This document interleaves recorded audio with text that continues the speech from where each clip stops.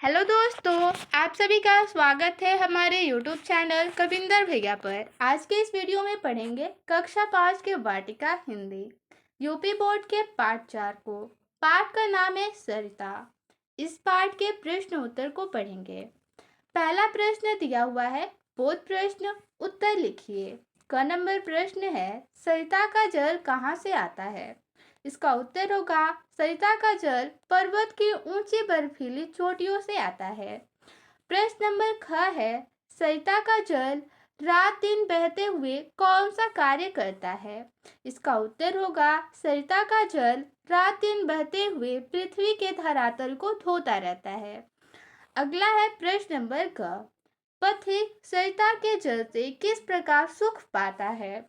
इसका उत्तर होगा, पथिक सरिता का थोड़ा सा शीतल जल पीकर ही तृप्ति पा जाता है, यानी सुखी प्राप्त करता है।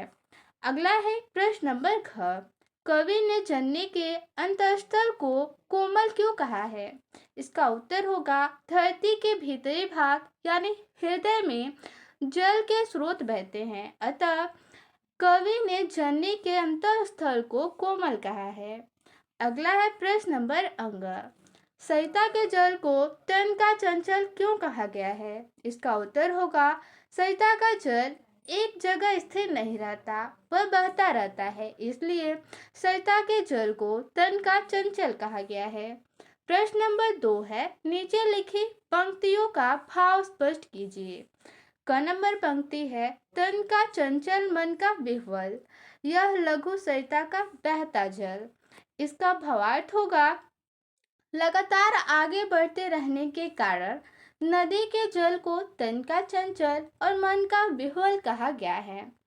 प्रश्न नंबर ख है, दिन भर रजनी भर जीवन भर धोता वसुधा का अंतःस्थल।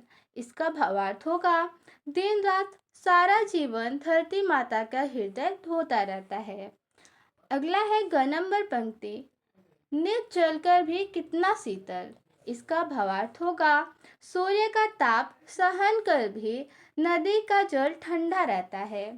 प्रश्न नंबर यानी पंक्ति है घ नंबर, बहता रहता युग युग अविरल। इसका भावार्थ होगा, युगों युगों तक लगातार बहता रहता है।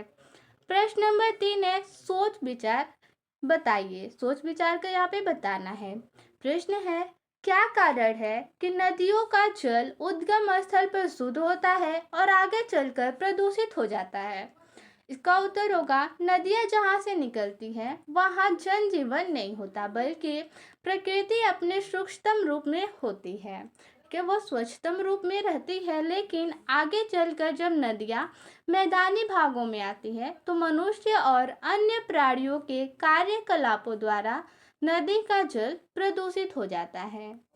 प्रश्न है 4 नंबर, भाषा के रंग। इसमें क नंबर प्रश्न है, कल कल छल छल समान ध्वनि के शब्द हैं जिनका एक साथ दोहरा प्रयोग हुआ है, इससे भाषा में सुंदरता बढ़ी है। कविता में आए इस प्रकार के अन्य शब्द लिखिए। तो इसका उत्तर होगा, जैसे कल कर और छल छल समान ध्वनि के शब्द हैं, इसी प्रकार के अन्य शब्द को कविता में से छांट कर लिखना है।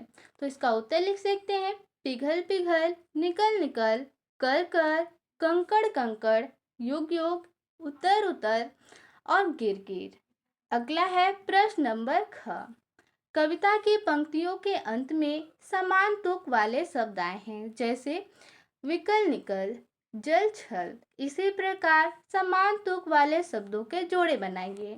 इसका उत्तर होगा, देखिए, उतर उतर चट्टानों पर, चलकर जीवन भर, अंतःस्थल बहता जल, पिघल विमल विह्वल जल, वत्सल अंतःस्थल, कौड़ा जल अविरल, निर्मल बहता जल।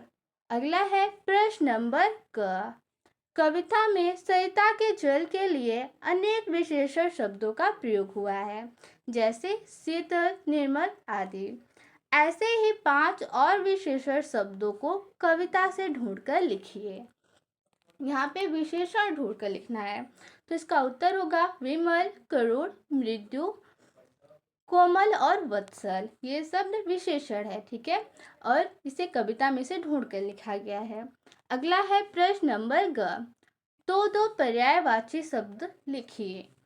शब्द है सरिता। सरिता शब्द का दो पर्यायवाची शब्द होगा नदी और तरंगिणी।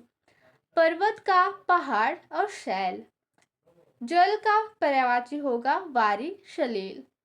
वसुधा का धरा और भूमि। प्रश्न नंबर 5 है अनुमान और कल्पना। प्रश्न इसमें दिया हुआ है यदि नदियों का जल सूख जाए तो क्या होगा। इसका उत्तर होगा यदि नदियों का जल सूख जाए तो पेयजल की समस्या खड़ी हो जाएगी। सिंचाई के लिए पानी का अभाव हो जाएगा। पशु पक्षी प्यासे मरने लगेंगे।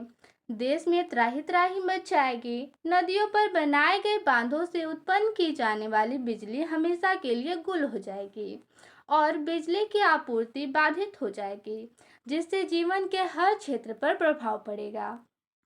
प्रश्न नंबर 6 है तुम्हारी कलम से। जल ही जीवन है इस कथन के संबंध में अपने विचारों को 10 पंक्तियों में लिखिए। तो देखिए इसका उत्तर होगा, इसका 10 पंक्ति बनाना है। तो पहला होगा जल के बिना जीवन की कल्पना भी नहीं की जा सकती। दूसरा, मनुष्य सहित अन्य प्राणियों की प्यास बुझाने के लिए जल की अत्यावश्यक है। आगे है 3 नंबर, मानवीय जीवन में न केवल प्यास बुझाने के लिए बल्कि अनेक दैनिक कार्यों के लिए भी जल की आवश्यकता पड़ती है। 4 नंबर होगा कपड़े धोना, बर्तन धोना, साफ सफाई, नहाना अनेक ऐसे कार्य हैं जो जल के बिना नहीं हो पाएंगे। 5वां, उद्योगों के लिए भी जल बहुत आवश्यक है और खेती तो जल के बिना हो ही नहीं सकती। 6 नंबर होगा फसलों को यदि समय पर नहीं सींचा जाता है तो वे सूख जाते हैं।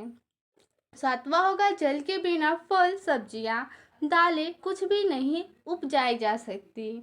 8वां लिख सकते हैं इस प्रकार जीवन के प्रत्येक क्षेत्र में हमें जल की आवश्यकता पड़ती है। 9वां, अतः यह बहुत जरूरी है कि हम जल के महत्व को समझें और जल की एक एक बूंद का संरक्षण करें। जल कभी भी व्यर्थ न बहाएं ताकि भविष्य में हमें या हमारी आने वाली पीढ़ी को जल संकट का सामना न करना पड़े। अगला है प्रश्न नंबर 7, अब करने की बारी। इसमें क नंबर प्रश्न है कविता का अभ्यास कर प्रभावपूर्ण ढंग से कक्षा में सुनाइए। तो कविता को याद करके अपने कक्षा में सुनाना है, तो इस कार्य को आप स्वयं करिए। ख नंबर है पहाड़ से निकलती हुई नदी का चित्र बनाइए। इसको भी आपको स्वयं करना है। ग नंबर प्रश्न पूछा है अपने क्षेत्र में बहने वाली नदियों के नाम लिखिए। तो आपके क्षेत्र में कौन सी नदी बहती है इसका नाम लिख सकते हैं। हमारे क्षेत्र में बहने वाली नदी का नाम गंगा है। ठीक है, तो पाठ में इतना ही था। मिलते हैं अगले वीडियो में। धन्यवाद।